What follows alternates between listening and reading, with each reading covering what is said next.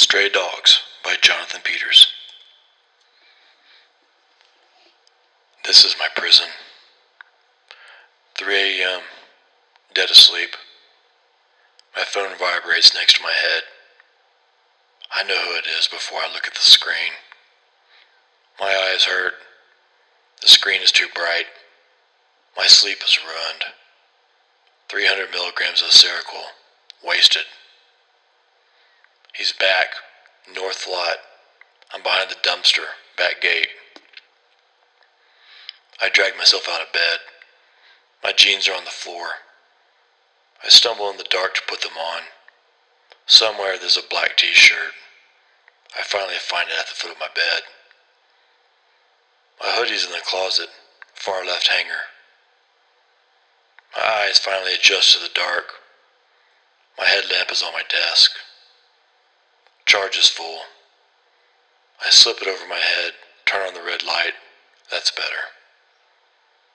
I grab my Glock from the nightstand, flat black with a banished .45 suppressor. I check the magazine. Loaded. Where are my keys? Where the fuck are my keys? I find them underneath my baseball cap, which is on the table near the front door. My boots are near the front door as well, and they're caked with mud. I'll wash them later. I pull my black neck gaiter over my face, covering my nose and mouth. My eyes are black as coal. I step out of my apartment into a crisp November night in the high desert of New Mexico. The night sky is blocked by apartment lights. The stars live in the desert, not here. I head north to the black gate. It squeaks when I open it. I curse under my breath. I turn off the red light and slip between two parked cars. Nurkic is behind the dumpsters ahead of me. I call him Nurk. I crouch, move quickly, silently, to the dumpsters, heart thudding. No matter how many times I do this, I'm always nervous. I almost bump into Nurk. He's inside the white car at lot 111. See him? That's the cat lady's car, I whisper. You sure it's the same guy? No. Does it matter? Nurk, my giant Serbian friend of 20 years. Even kneeling in the dark, he is intimidating. The 6'7" hulking shadow. Nurk lives in building C. I'm in D.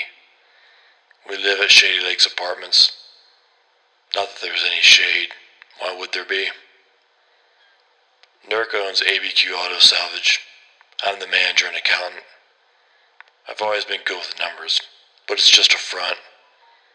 We junk a lot of stolen cars, weapons, you name it. It's a good life. We scavenge transmission parts, engine control modules, fuel system components. We can sell these for 5 times what someone would pay us through the salvage yard. Want to make sure the cops never find your .38? We'll crush it beyond recognition. Gone forever. We sell parts back to the drug dealers, the professional carjackers, the car auctions, the police. When the cat lady in apartment 111 needs an alternator, we give it to her and install it for free. Morals. Perp's been here about 10 minutes. Moved through most of the side of the lot. He'll be gone after this car, maybe the next. We've got to move. Nurk sips on his own black neck gaiter. He gives me a nod. I check my Glock. Ready. Nurk takes the lead. Always does. He brings the heavy, I ask the questions. We both get the answers. We move south towards spot 111. I stick to the outside, keeping the carports on my left. Nurk moves swiftly forward, purposefully, hanging low, taking a knee right outside the driver's side door. The car's exterior is dirty, dented. The perp won't find much inside. I can see his flashlight swinging wildly around inside the car as he searches for cash, jewelry, whatever he can sell. I check my pulse. I'm running high. I close my eyes, take deep breaths. I'm ready. I know Nurk is ready. His blood runs cold. I stoop low, gun drawn, waiting. Nurk pops up and knocks on the window with his silenced 9mm. The perk jerks his head toward Nurk and freezes. The flashlight sliding out of his hand, light bouncing around the inside of the car. The perp, a skinny guy in a dirty hooded sweatshirt, puts his hands up as he looks in shock over at Nurk. I withdraw my Glock from my belt and tap on the window. He jerks around and now he's looking down the cold steel barrel of my gun. He gums words I cannot hear. I open the door and motion the perp to get out of the car. I can see his face clearly now. He's rough, dirt smudged to a gaunt face, eyes sunk into sockets, lips blistered. I recognize the face. He's been hitting the apartment complex for the past 6 months. We almost caught him last time, but he rode away on a stolen bike before we could catch up to him. He had no idea how close he came to saying goodnight. He steps out of the car, hands raised. "I'm sorry, man," he says in a shaky voice, before I cut him off by shoving my gun up under his chin. "Shut the fuck up and get on the ground." "Hey, man, I'm sorry, just let me go." Now he's got another gun jammed against his head. Nurk's got him now. Good night. He drops to the ground, arms splayed apart. I grab 2 zip ties from my back pocket, yank his arms behind his back, and tie his wrists together. "Hey, man, that's a little tight. You guys cops?" He turns over to get a good look at us, but Nurk puts a boot to his neck and pushes his face into the concrete. "We're not your man," Nurk says in a heavy Eastern European accent. He jerks the man to a sitting position. He hands me the roll of duct tape that he keeps in his jacket. I tear off a large piece and seal it roughly over the man's mouth. We each take an arm and pull the man to his feet, marching him quickly to the north end of the lot where my truck awaits. It's got a head-sized dent in the passenger door, but that's a story for another time. Nurk and I jam the guy into the back seat. We're out of the parking lot and heading toward I-25 and the outskirts of Albuquerque. Bats out of hell. The high desert in the deep night is an alien world with no life.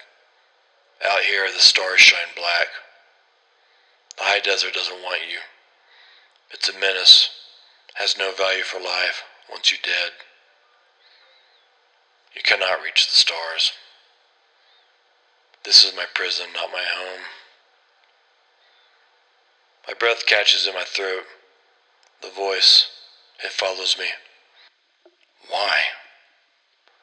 It refuses to answer. We make our way to I-40, heading west, into the desert beyond the city's lights. We've left urban life behind. Nurk reaches back and tears the duct tape off the man's mouth. He yelps like a kicked dog. "Hey man, you guys taking me to the police station, right?" I turn on the dome light to get a better look at him. White male, mid-20s to early 30s. Cut up face and bad teeth. Smells like a trash can. "What's your name?" "Garrett." "Hey man, I didn't mean no harm. I haven't had Crystal in a while. That shit makes you do things, you know what I mean? I just need some cash for my cousin's funeral." Garrett's eyes, they have no shine. He'll find no quarter where we're going. "Garrett, you fucked up. Me and my silent friend here, we've been looking for you. We run a neighborhood watch at that apartment complex. You break into our cars and apartments, steal people's shit. We almost caught you last month, but you rode away on that stolen green BMX bike of yours. Everyone is afraid, Garrett. The cops don't do shit." I look back at him to see if he's listening. He's got his head between his legs. "And don't give me that bullshit about your cousin's funeral. Do I look like an idiot to you, Garrett? Does my friend here look like an idiot? That's my bike. I borrowed it from my sister. Garrett, I'm going to pretend that I didn't hear that lie. Garrett goes quiet, which is good for him. He looks out the back window, watches the yellow highway fly by. He's already suspicious that we're not taking him to the cops. Usually they're too fried to put it together. I turn to Nurk, wondering if he's picked up on Garrett's observation. Nurk is silent, looking out the window as the cold, black abyss of the high desert comes into view. The sign for the 112th Street exit whizzes by, the last exit ramp leaving Albuquerque. From here is 4 hours of otherworldly shadow before you finally reach Flagstaff, Arizona. Ah, hell, Garrett mumbles from the back. We're out past the adult video store. There ain't nothing past that but coyotes and sand. He's figured it out. Good for him. How's the video store? I hear good things, Nurk says. I said the man was quiet, not that he didn't have a sense of humor. It's pretty good. It's just way out in the middle of nowhere, man. There's one all central that's better. It's closer to the bus stop. Garrett's voice has a pleading quality to it, like he's talking through his nose. He knows there are no bus stops out here. If you guys want to go to a video store, let's go to that one, man. I can walk from there. It ain't like that, Garrett. We just got a place out here, that's all. I take the exit ramp at 60 miles an hour and then coast to the stoplight. I can see Garrett frantically looking out the side window for cars, hoping to get someone's attention. I motion to Nurk, who swings his arm behind him and clocks Garrett on the shoulder. Garrett shrinks away as far as he can, but there's nowhere for him to go. Ow, what'd you do that for? I was just looking around. He raises his bound hands in a pathetic plea. Nurk turns to face our skinny cargo, and I know what's coming. I know that look on Nurk's face. Nurk reaches behind his back and withdraws a flat black karambit. It's a curved knife with a small 2.5-inch blade. It's made for close combat. He shoves it right under Garrett's chin. Garrett moves back in the seat as far back as he can go. Garrett, you see that car about to pull up next to us? You try and draw their attention. I'm going to cut your left fucking ball off with my goddamn knife, you understand? I'm not going to do shit, I promise. That's good, now shut the fuck up. Nurk turns around in his seat again, his knife disappearing behind his back. Garrett, though, decides he is not shutting the fuck up. He's got some balls, I'll give him that. At least right now he does. Just tell me why we're going to your place. You ain't gonna spin me out. I ain't into no hustle shit. What is it with this guy? We're not gonna fuck you, you goddamn moron. Even if we were going to spin you out, we sure as fuck wouldn't be into some tweaker like you. No, we're going back to our place where we'll dump you off. You can take the long walk back into the city. The nearest bus stop is at 98th Street. If you hurry, you'll make the first bus of the morning. Be back to smoking meth by breakfast. That should make him feel better. Never say that I'm not kind. Do you smoke meth or shoot it? Nurk asks. He flips the vanity mirror down so that he can make eye contact with Garrett. I never thought about it. For someone as cultured as Nurk, I'm surprised he doesn't know. Or maybe he's just fucking with Garrett. He cracks the window and lights up a cigarette, offering me one. We smoke the same brand. American Spirits rolling tobacco. Nothing competes with a freshly rolled cigarette. Nurk has mastered the craft of rolling them. You can smoke it, slam it, snort it, whatever you want. Slamming it gets you the most high, but it's also the most dangerous. I smoke it mostly. Thanks for the TED Talk, Garrett. Nurk flips the mirror up and goes back to silently staring out the window. I can't help but smile at the big Serb. Like I said, he's cultured.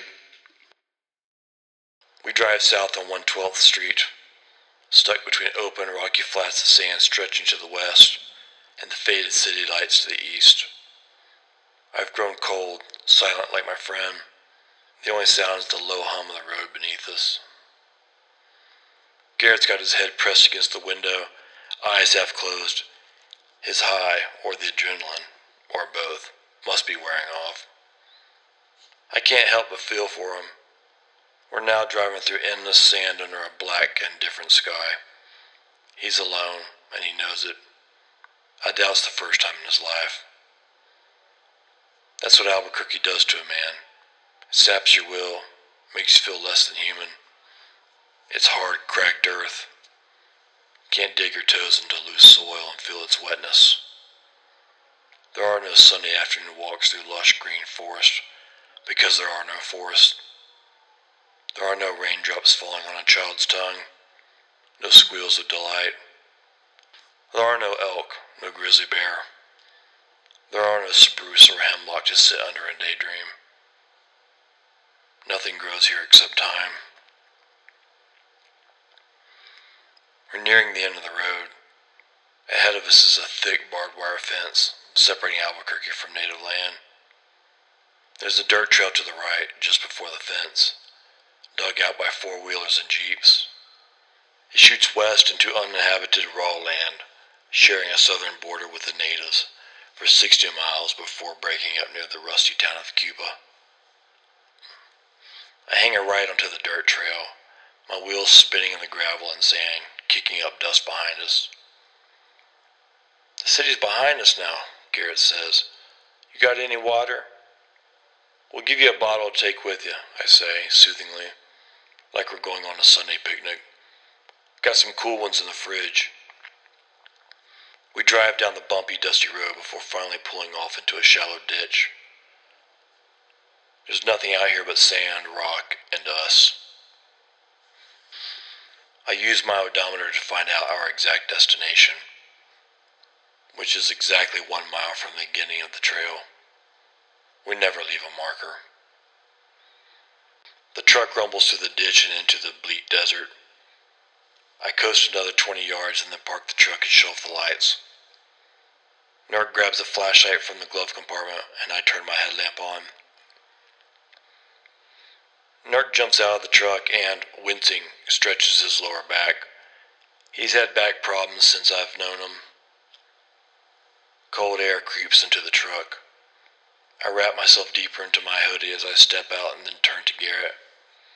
He's got his head dug into the back of the front seat, his eyes closed. I switch my headlamp light to high beam so that I can see the terrain better. I've got to watch my step. I've calculated every inch of this area, but it's pitch black out and my headlamp only does so much. I hear Garrett grunt as Nurk's rough, cold hands jerk him out of the truck. Nurk marches him to where I'm standing, his hands still tied. Where's the house? Garrett asks. He wipes the sweat from his forehead with the back of his hands. Walk, Nurk says, and he pushes Garrett forward. I can't see where I'm going, man, Garrett says. His voice is shaking, from cold or fear I do not know, but probably both. Prickly pear cacti and strangled tumbleweeds hinder our short journey. I watch Garrett closely, but Nurk has a giant hand latched to the back of Garrett's hoodie. He's not going anywhere. Even if he did get away from Nurk, where would he go? I haven't seen stars like this since I was a child, Garrett says. You can see these stars every night if you want to, I say, more remorseful than I meant. We're here. I throw up a hand for caution, and Nurk jerks Garrett to a stop. You stray so far from God. The voice again, so faint yet so clear, plagues me, follows me through this life. When did you first arrive? I ask, not for the first time. No answer, always. This voice, it creeps up on me, sometimes soothes me, often confronts me. They are my words, come to haunt me. Goosebumps roll up my arms and I feel a tingle at the base of my neck. I take a deep breath of the cold, crisp air, and the moment passes. I look over at Nurk. His face is half hidden in shadow. I wonder if voices plague his mind as well. I've never asked. I look at Garrett. His face is turned upward, his gaze pleading with the stars for help. We've arrived at our destination. Hold your hands out, I say to Garrett. He sticks his shivering hands out in front of him. Nurk takes his knife out again, and with one swift motion, he snips of the zip ties. Nurk's hand on Garrett's jacket tightens. I put the pieces of the zip ties into my pocket. Are you going to let me go now? Out here? There ain't no house out here, man. Garrett rubs his eyes, and I can see tears flowing down his cheeks. The sooner you figure out what this is, Garrett, the sooner we can be done with it. I look him straight in the eye, and they spin in their sockets. Garrett looks at Nurk, one final plea to the Serb. Nurk puts his giant hand on Garrett's back and pushes hard. Garrett's feet leave the ground, his body suspended in space for an eternity, and then he crashes to the dirt with a sickening thud. He lets out a sharp grunt, followed by a low moan. He rolls onto his back, gasping, and then finally catches his breath. It's only then that he realizes he's been tossed into a hole. I train my headlamp on him, watch the realization spread across his face, watch his mouth droop, the light fading from his eyes. Now he gets it. This was always what it was going to be. I'll do this one. You did the last, Nurk says as he pulls his 9mm from his waistband and cocks it, loading a bullet in the chamber. I turn back to Garrett for the last time. His disembodied head pops up out of the hole, illuminated by the light from my headlamp. His face is gaunt, his eyes sunk back into his head. I feel a slight pang of guilt in my gut. He's already a ghost. You've corrupted the city, Garrett. You and your kind. That car you were breaking into when we found you, that's the cat lady's car. She lives in 111. I just replaced her alternator last week. Garrett looks right through me, like he's reliving long faded memories come back from the recesses of his damaged mind. The muted sound of Nurk's 9mm punctures the air next to me. The bullet enters Garrett's brain, and he's dead before he hits the dirt. Look at the way he fell. Nurk puts his gun back into his waistband, scratches his chin as if he's contemplating the cold universe. I stare down at Garrett. His head is twisted around, staring at the sand while his body stares back at us. My stomach drops and I look away before I get sick. I'll go get the shovels, Nurk says. Don't forget the lighter fluid. It's in the bed with the shovels. Gotcha. The sun will be up soon, which means we've got to get Garrett burned and buried quick. I stomp my feet against the cold in my impatience. Nurk returns with the shovels and hands me one. He looks at Garrett's twisted body. That bullet stuck in his skull, unfortunately. I'm not getting that one back. He opens the lighter fluid bottle. There was some newspaper in the bed as well. You got your lighter? Yep, go for it. Nurk hoses Garrett's body down with lighter fluid so much that it soaks through his clothes. Get his shoes real good. We want nothing coming back on us. Nurk empties the remainder of the bottle in Garrett's shoes, saving the last few drops for the rolled up newspaper.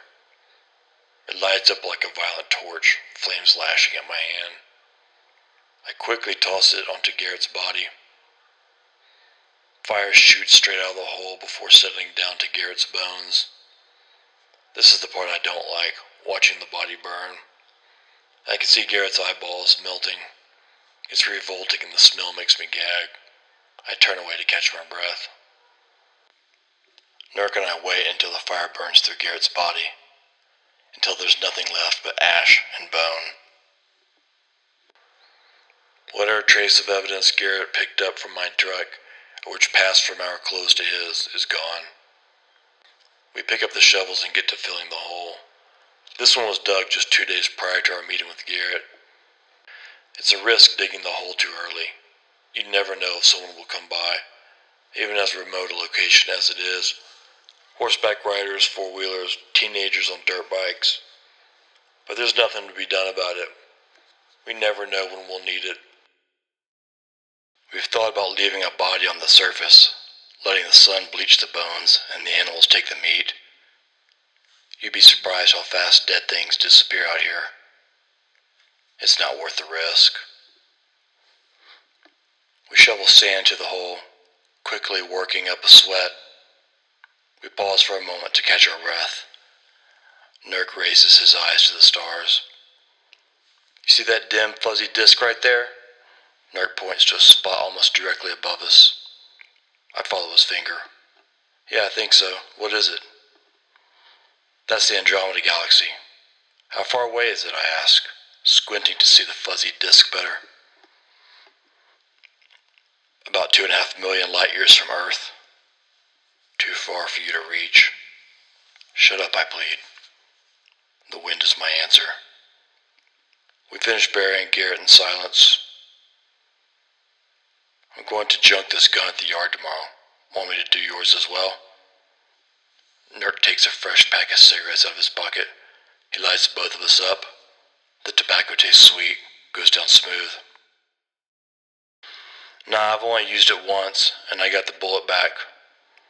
That was the bullet that passed through that guy's head and came out through the ear canal. I still don't get how that's possible. Nurk and I puff on tobacco in quiet contemplation. Must have bounced off his skull. How else could a bullet fired point blank at the back of the head go sideways? Nurk takes a long drag from his cigarette, and then rolls the cherry out of the end. He puts the unsmoked part back into his pack. No chances taken. We ought to go farther west next time. This one's too close to the last one. My body is cooled off from the labor of filling the hole, and now the wind chills my skin. I'm ready to get the hell out of here. Agreed, is all Nurk says. We walk back to the car. I put my cigarette out in the same fashion Nurk did. You think we're making a difference? It's not the first time I've asked the Serb. Maybe I'm looking for validation, for an excuse for our actions. Maybe. Yes, I guess so. I've never heard Nurk sound unsure of anything.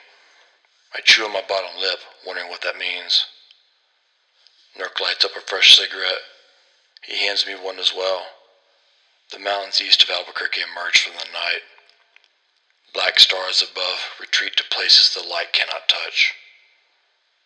This is my prison. The voice whispers into my greedy soul. I want to name it, to see it, to look upon its face. I silently scream at it these words of futility. No, this is my home. This is my home. This is my home. Nothing replies but the wind of the dead.